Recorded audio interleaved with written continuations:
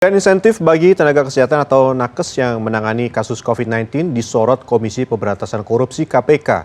Di sejumlah daerah, insentif bagi nakes tidak diberikan sebagaimana mestinya. Ada pemotongan, ada pula yang secara sukarela menyisihkan insentif ini karena tidak meratanya pemberian insentif kepada para nakes.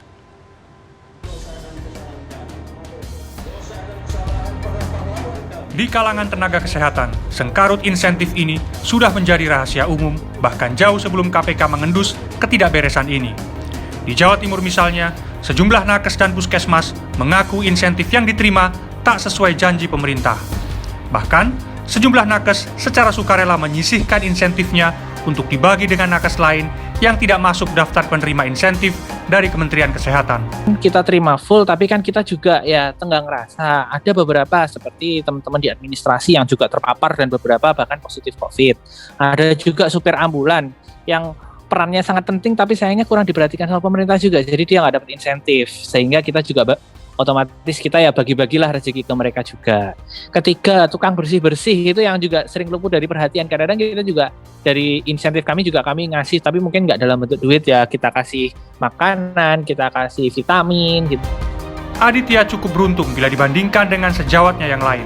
Namun sejak Desember 2020 sampai Februari 2021, ia mengaku belum mendapatkan insentif. Namun tidak semua nakes berani bersuara.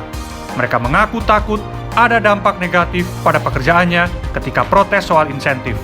Kepada saya, seorang bidan di Kediri misalnya, mengaku hanya sekali mendapatkan insentif yang sesuai janji pemerintah. Selebihnya, ia tiap bulan mendapatkan 200-300 ribu saja. Ada juga yang hanya mendapatkan insentif pada bulan April dan Mei 2020. Seorang dokter juga mengaku hanya sekali mendapatkan insentif. Di Bojonegoro, sebuah puskesmas mendapatkan 7 kali pembayaran insentif. Rata-rata 20 juta per bulan, pernah juga 1 kali 40 juta rupiah. Angka itu lantas dibagi untuk seluruh karyawan di puskesmas itu yang berjumlah 85 orang. Sebuah puskesmas di kota Kediri mengaku hanya mendapatkan 7,5 juta per bulan untuk seluruh nakes. Manajemen rumah sakit rujukan COVID-19 di Surabaya, seperti RS Universitas Airlangga Surabaya mengaku, nama-nama nakes yang diusulkan mendapatkan insentif sudah terverifikasi dan disahkan Kementerian Kesehatan. Kementerian lantas mentransfer insentif tersebut ke rekening rumah sakit. Ada sekitar 250-an nakes di rumah sakit ini yang mendapatkan insentif.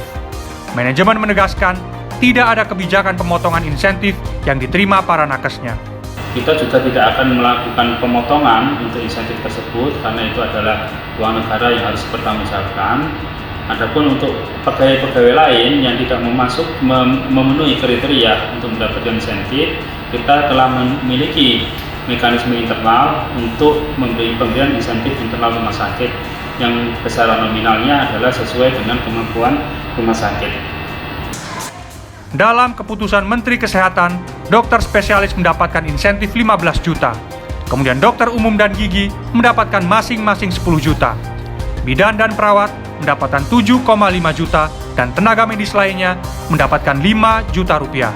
Sejumlah nakes mengakui tak punya kuasa untuk menuntut lebih dari yang didapatkan mereka saat ini. Mereka bahkan hanya berharap pemerintah menjamin keselamatan mereka dalam menangani pasien COVID-19 yang jumlahnya tak kunjung berkurang.